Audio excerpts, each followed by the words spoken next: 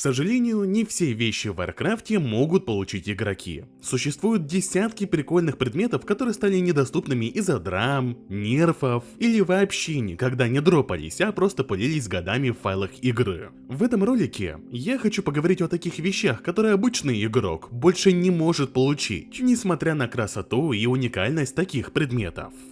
Ашран. Сколько крови было пролито в этом месте? Это должен был быть своеобразный Толбарат или озеро ледяных оков в новой обертке и с новыми уникальными вещами. Был добавлен целый ряд активностей и вспомогательных предметов, которые могли бы помогать игрокам в сражениях с вражеской фракцией. Самые примитивные вещи могли давать бафы игрокам, быстрее садиться на маунтов или даже призывать мобов, которые будут громить противников, пока их не убьют. Некоторые из этих вещей ломали баланс или просто плохо работали в реальной игре. Поэтому в патче 6.1 разработчики решили ослабить или удалить целый ряд предметов Ашрана. И давайте коротко пройдемся по каждому из них. Были удалены 3 свитка. Свиток групповой невидимости, как понятно по названию, делал людей массово невидимыми. Это работало в пределах 25 метров от игрока-применителя и действовало 20 секунд. В теории могло давать неплохое тактическое преимущество, если игроки были хорошо организованы. Свиток восполнения восстанавливал 40% маны союзникам в радиусе 25 метров. Ну и свиток возвращения телепортировал игроков на базу. С последним свитком, кстати, ситуация забавная. Несмотря на то, что по идее он должен был быть удален с другими свитками, получить его можно было и после патча 6.1. Для его получения нужно было пойти во фракционную тюрьму Ашрана, зайти в комнату к одному из заключенных и рядом с ним забрать свиток. Баг это или фича, я не знаю. Кстати, довольно странно, что пленник по логике мира не воспользовался свитком телепортации, чтобы сбежать с тюрьмы. Но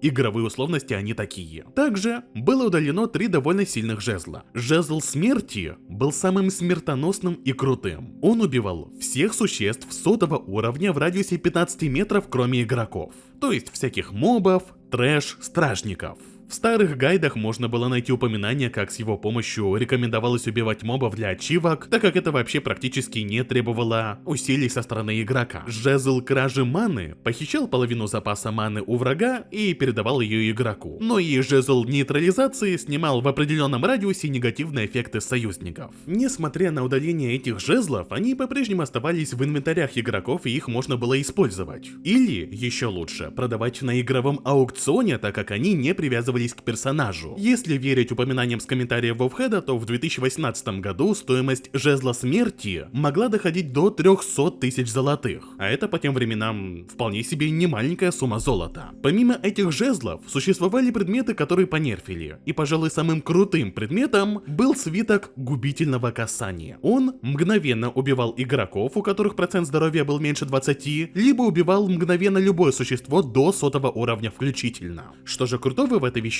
А то, что ее можно было использовать везде, даже за пределами Ашрана. Если в актуальном контенте особо тут не разыграешься, это открывало безумный простор для рейдов в Пандарии, которые можно было закрывать чуть ли не в соло. Вот небольшая история из комментариев Вовхеда. Я только что прошел Престол Гроз с кучей рандомов. Монах, который собирал рейд, использовал этот предмет на каждом боссе, и менее чем за 5 минут мы зачистили весь рейд. Я даже не слышал об этом предмете до сегодняшнего вечера, и могу честно сказать, что он сломан и используется в старых рейдах и за пределами Ашрана. Разработчики вскоре исправили эту ошибку, но несмотря на исправление, штука все равно осталась довольно полезной. Вот пример, как один игрок ловко использовал свиток. Нужен был друид, который бы получил книгу полетной формы, которая позволяла бы друидам летать на Ашране в течение часа. Далее, друид проникал на вражескую базу, забегал в главное здание, использовал свиток губительного касания и... ГГ, победа! Сейчас тоже остается немало крутых и даже вполне себе сильных вещиц на Ашране, но их номенклатура, хорошо это или нет, чуть скромнее, чем была раньше.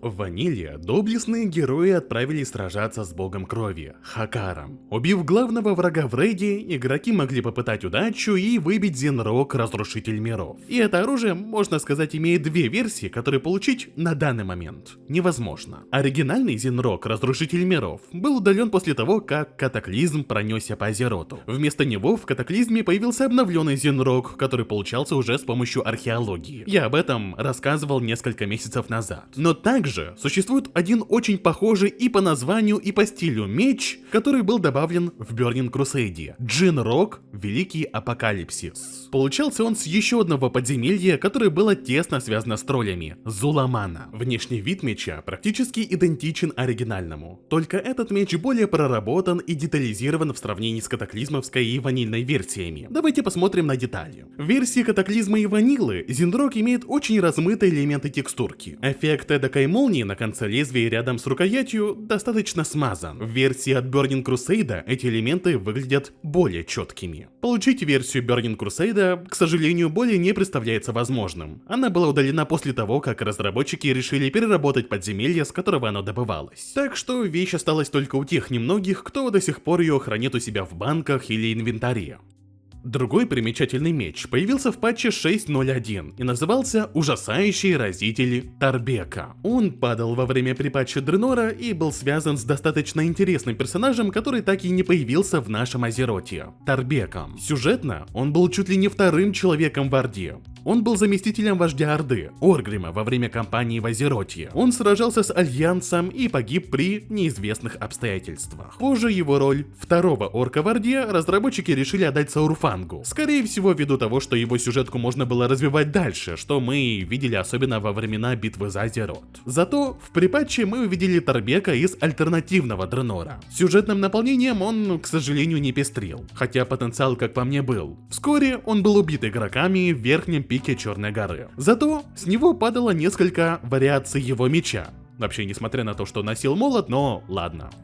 В дополнении Burning Crusade должна была появиться цепочка заданий на один эпический клинок – Волю Кины. Но почти вся цепочка заданий была удалена, а о том, что она должна была из себя представлять, мы можем узнать лишь из крупиц информации, которые сохранились в базах данных. Должна была появиться некая Кина. Она была могущественной волшебницей, которая специализировалась на атакующей магии. Но она умерла, а ее душа попала в ловушку. Также, судя по тому, что в награды за квесты игрокам давалась репутация с фракцией Амиститовое Око, которая по сюжету должна была приглядывать за Медивом и Каражаном, возможно, роль башни и фракции в изначальной версии БК должна была быть чуть больше.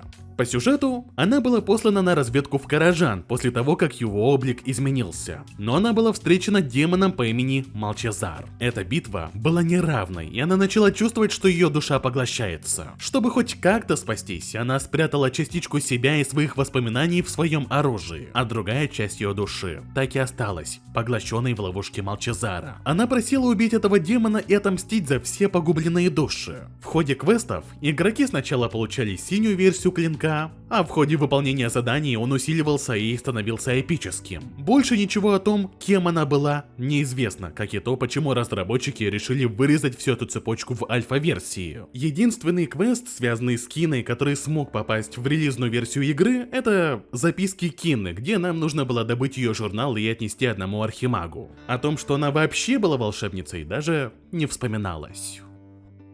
Теперь я бы хотел поговорить о вещах, которые есть в игре, их даже можно увидеть, но их нельзя получить. В данном контексте это вещи, которые носят важные сюжетные персонажи или NPC. Модельки для их оружий уникальны, но по понятным причинам взять и накинуться на условного Гневиона, чтобы получить его клинки, мы не можем. Зато, возможно, когда-нибудь в будущем эти вещи станут доступны. Ну, как пример, это булава под названием Монстр. Эту вещь носил Великий Дракон и один из известнейших антагонистов – Смертокрыл, когда перевоплощался в человеческую форму. Оно имеет навершие, из которого извергается пламя. Оружие также изображалось на разных официальных артах с антагонистом, но истории оно почти не имеет. Что оно такое, как оказалось в руках Смертокрыла и прочее, это загадка. Игровая версия булавы существует только в руках персонажа, и получить мы ее не можем. В финальном рейде дополнения Душа Дракона мы могли разве что получить похожую булаву, но все-таки она существенно отличалась от той, которую носил Смертокрыл. В лучшем случае игроки могли использовать одну безделушку из Дренора, которая перевоплощала игрока в человеческую форму Смертокрыла вместе со своей булавой. Было бы круто, если бы в рейде с него выпадала эта вещь, тем более учитывая, что оружие других антагонистов вполне себе попадали в руки игроков.